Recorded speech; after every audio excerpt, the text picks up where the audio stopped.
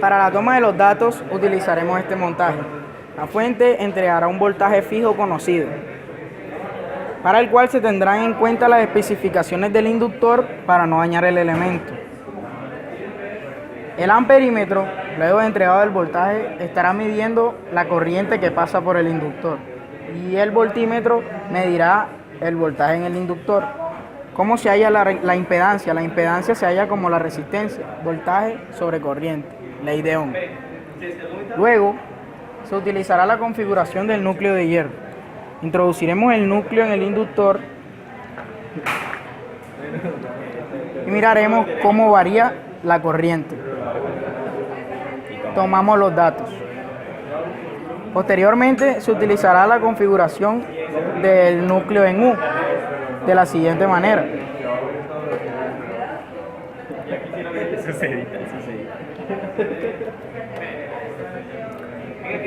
Tal como en la fase anterior, se observará cómo varía la corriente y se tomarán los datos.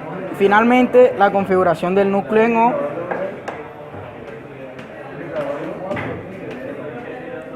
y vemos cómo la corriente ha variado nuevamente y ese dato también se tomará.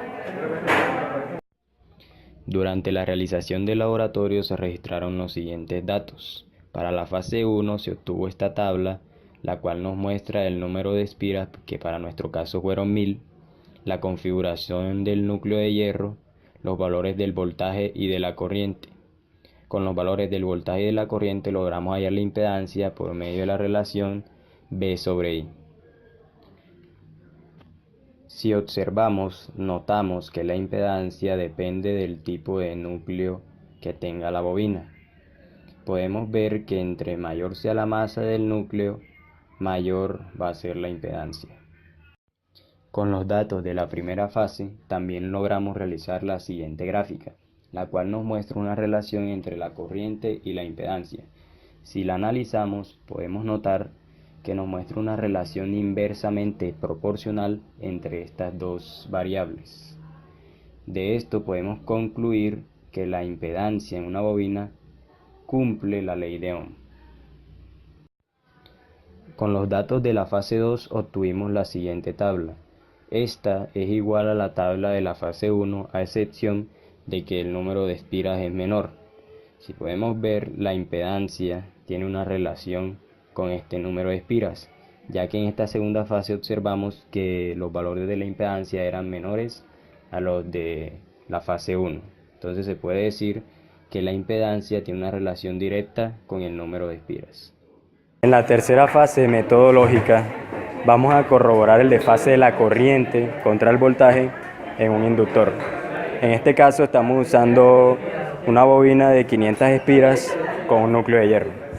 Entonces vamos a excitar el circuito con una fuente alterna con un valor de voltaje fijo, en este caso cerca de los 70 voltios.